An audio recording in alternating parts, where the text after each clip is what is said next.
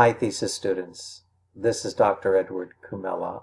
I will be your thesis advisor, probably for the next 3 or 4 semesters. I don't plan to go anywhere. I like teaching at Purdue Global, and that means that there's a good chance we'll be working together for quite a while, somewhere between 8 and 12 months, believe it or not, because that's how long a thesis takes.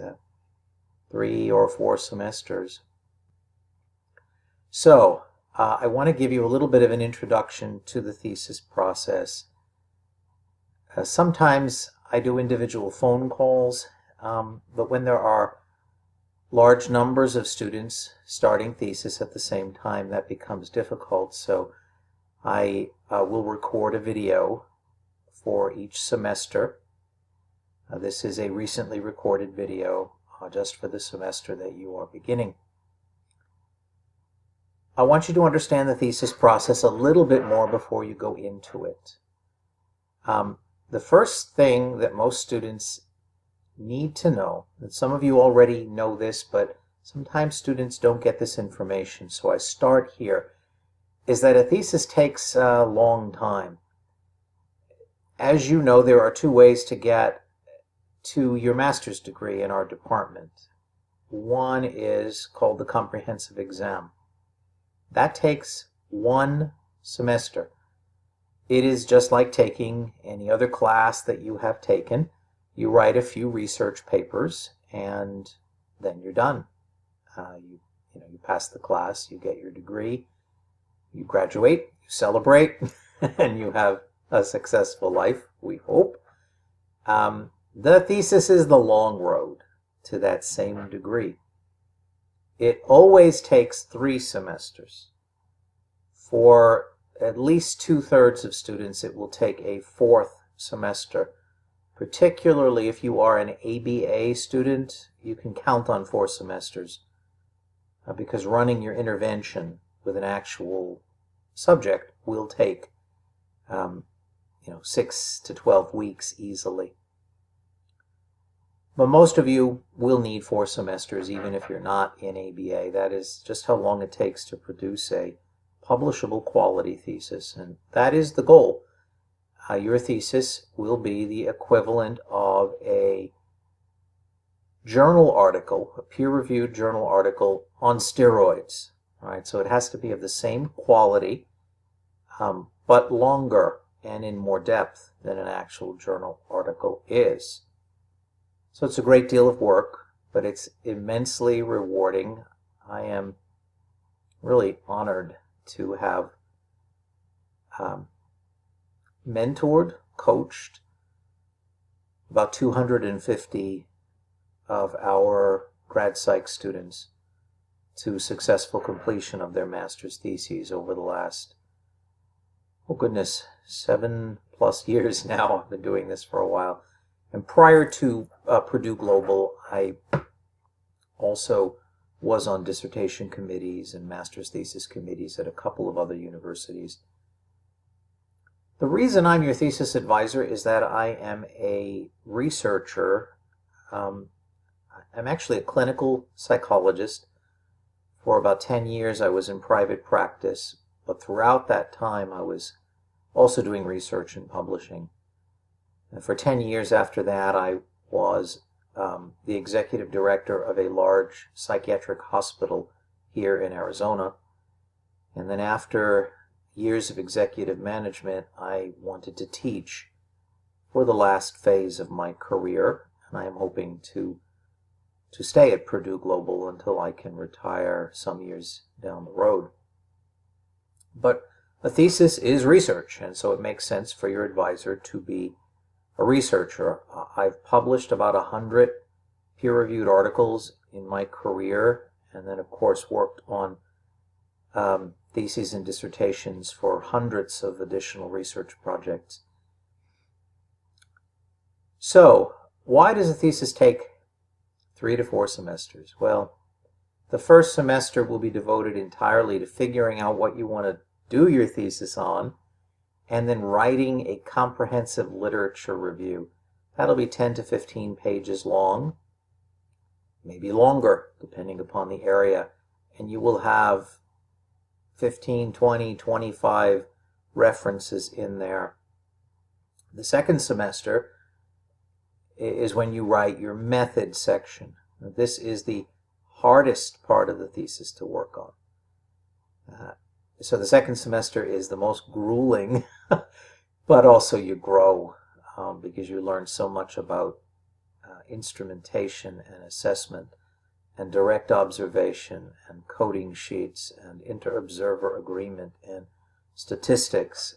All of that has to be precisely planned out, exactly what you're going to do step by step, almost like writing a manual, so that somebody else who knows nothing about your thesis could actually read the manual and they could carry out the research for you. That's how detailed the method section needs to be. It has lots of appendixes in it. Every instrument or assessment or survey or questionnaire that you use, every observation sheet, informed consents, verbal assents. There's many, many things that go into the appendix. So that consumes the second semester. And then at the end of the second semester, when your lit review is done and your method section is done, you get to the Institutional Review Board, the IRB. We have a very nice and friendly IRB at Purdue Global, thank goodness. So if you've heard horror stories about IRBs in other places, that does not apply to us. But even though they're friendly, they expect excellence. They really expect us to have paid attention to protecting the confidentiality of our subjects and reducing all risks to them from participating in the research. That is a hard deadline at the end of the second semester. If you don't get to the IRB by the end of semester 2, then our department will not allow you to keep working on your thesis. You will need to stop wherever you are and switch to the comprehensive exam in order to finish your master's degree. And I point this out to you because a lot of students start running behind. You know, they're not structured assignments in a thesis where, you know, every week you got to turn something in. Every thesis is unique. So your path to the finish line is individualized.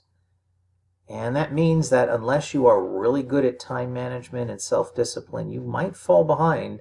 And if you fall too far behind and you don't make that IRB deadline at the end of the second semester, then our department has said that's where it stops.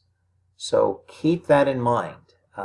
You've got to get to that deadline or you won't be able to finish with your thesis. And the truth is that there are some students who don't make that deadline and they do end up switching to the comprehensive exam. Usually it's because of circumstances beyond their control. You know, the death of a loved one or a personal illness or some other event that has taken place that slows them down and they're not able to finish. So you do your best to avoid those situations or to work with them if they arise, but know that we have a no appeal on that 2 semesters to get to the IRB.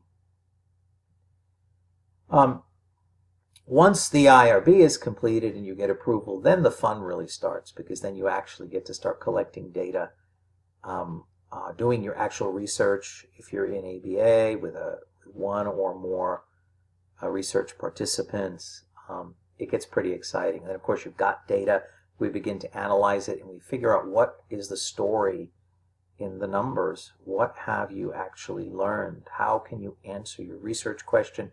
Is your hypothesis confirmed or not? And then what does all of this mean? So it really gets exciting toward the end. Of course, I think it's exciting the whole way along, and many of you will too.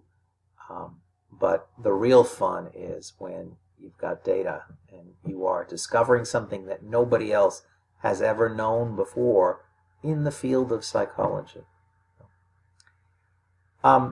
Another reason that the thesis takes so long is that I expect you to publish it when you're done.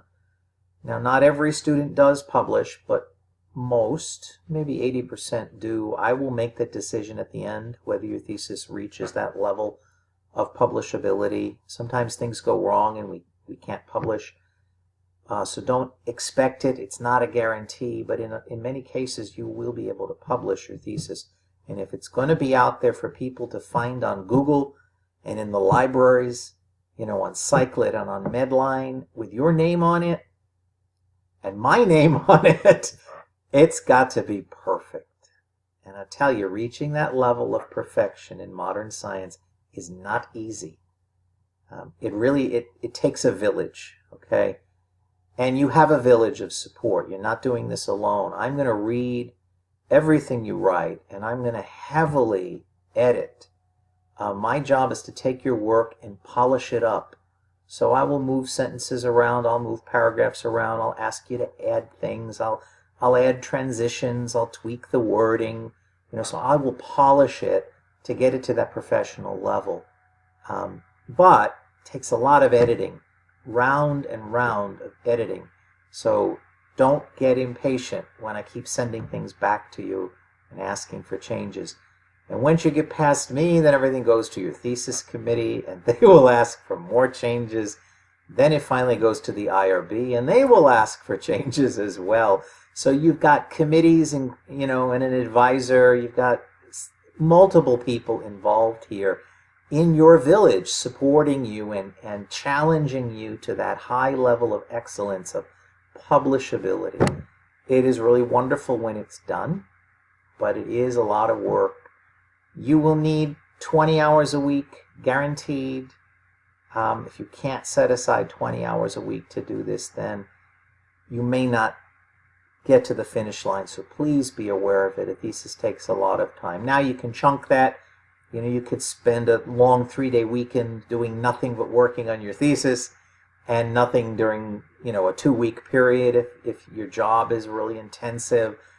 We can work around all that stuff because you're on your own timeline, but the work has got to get done eventually. Otherwise, you don't make the deadlines and you won't finish the project, right? So I'm going to be your cheerleader. I'm going to be sending you reminders. But in the end, you're an adult and you have to figure out how to set aside the time to do the work that is needed. Let me stop here and I will record a second video with a few more details to help introduce you to the thesis process. Thank you, everybody.